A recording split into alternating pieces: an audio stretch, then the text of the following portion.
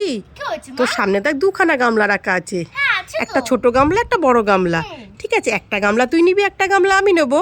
আর গামলার ভেতরে যে যা গিফট বা যে যা খাবার পাবে তাকে সেটা নিতে হবে, ঠিক ঠিক আছে? আছে, ঠিক আছে। তাহলে তুই কোন গামলাটা নিবি পুচকি? মা মা আমি বড় গামলাটা নেব। তুই বড়টা নিবি? হ্যাঁ। তাহলে আমি ছোটটা নেবো। ঠিক মা, আছে, তুমি আজকে প্রথমে গামলা খোলো। ঠিক আছে, আমি তাহলে আগে গামলাটা খুলি। হুম। দেখি তো আমি কি পাই।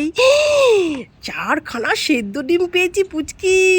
আমি তো মা, ডিম মা, খেতে তুমি- খুব ভালোবাসি। তাই পুচকি এবার তুই তোল। মা আমি বোধহয় চিকেন পাবো। তোল তোল। 1 2 3।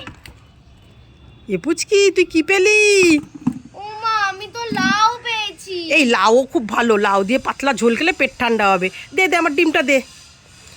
এই ডিম চাইলাম, লাউ দিলি কেন?